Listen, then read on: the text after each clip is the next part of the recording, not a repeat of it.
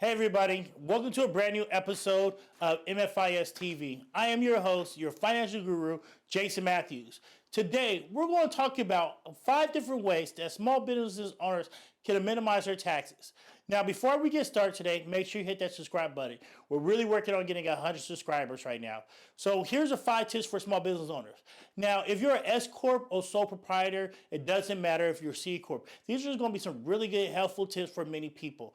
I know the other day I got a call from a lady who was referred to me because she is getting killed in taxes. So I think a lot of people are getting killed in taxes, and they don't understand how can they minimize taxes. Now, there's a lot of false premises. One of the biggest ones getting incorporated in other states that you do not live in. Like, I'm a California resident. You hear people talking about filing in Nevada, but it's not about where you file your incorporation. It's about where you live. So let's talk about 5 different things you can do. So the first thing, organize your receipts. Too many people have all the receipts in their shoe boxes, and they don't know what they do. They don't know where all the expenses are, where they spend their money. They don't know all the proper things. It's just in a shoe box. So that's the first and foremost thing is we got to get organized. If you want to minimize your taxes as a small business owner, we need to organize those receipts to know where all our expenses are at. Number 2, plan your taxes in December. Many of us, if you're a small business owner, you should know your profit and losses before January 1st every year. And in December, if we can do it November, December, what's our profit and loss, we can put together some really good strategies. But if you're just giving your receipts, having somebody organize it on April 1st, filing on April 15th, a lot of strategies we do is way too late for you. So we want to do that. Let's talk about that. The third thing is get an S-Corp. One of the biggest things I keep hearing a lot of people talking about who are small business owners is either a sole proprietor or their LLC. LLC does not help out a small business owner who have operations. The reason being, LLC is for asset protection. It's great if you own real estate, you have some investments, you have some assets you want to protect from lawsuits, somebody slipping, falling, or anything else. But if you're trying to get deductions, you need to get an S-Corp. And the reason being is I'm going to race this with the S. The difference why I say that is, let's race this real quick, is because S-Corp helps us with the biggest taxes that most small business owners have is self-employment tax.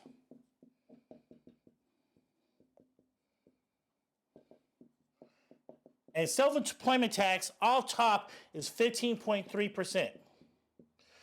Right? So let's say you're a sole proprietor. I make $100,000 a year. I owe the government first $15,300. So how can I prevent that? And if you so the first thing is you should become an S-Corp. And with being an S-Corp, the first thing you should do when you file as an S-Corp is you're going to have to pay yourself a reasonable salary. And you can figure out a reasonable salary by figuring out what your occupation average salary is. And that is very powerful. So with that being said, what you could do is instead of giving yourself such a high profit or a high salary, idea is, for example, let's say you make $100,000 profit with your business. Is instead of having this $100,000 as a pass through and onto yourself, you pay 15.3% in taxes. What you could do is break this down. If a reasonable salary is $50,000 for your occupation.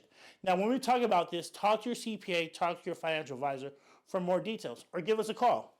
You make $100,000 profit for your business. Instead of that, you want to give yourself a reasonable salary of $50,000. And I want to keep a $50,000 within my business.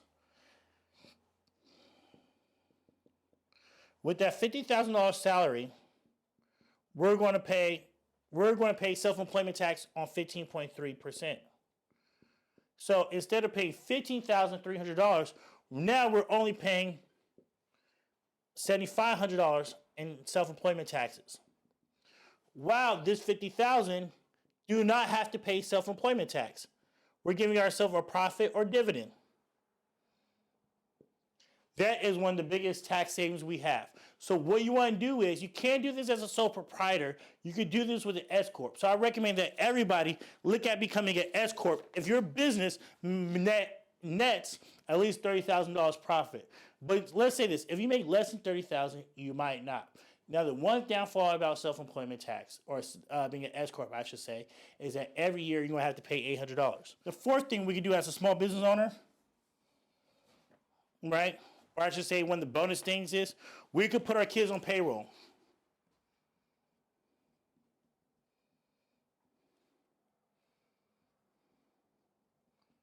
If you have kids and they do things with your business, which is a great thing for you, you write a job description, you write down the hours, and you categorize it.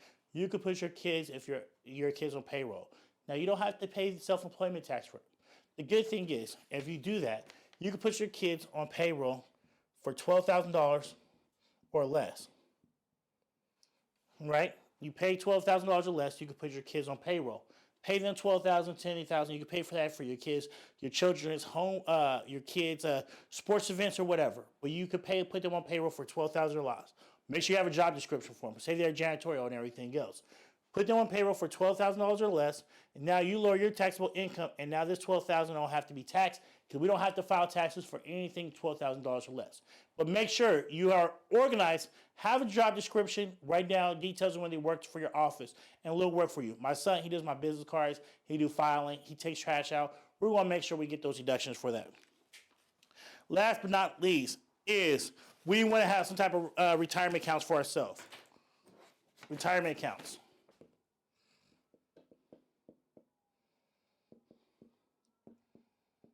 This is the last one. Rule number 5. Everybody should have some type of retirement accounts for ourselves. I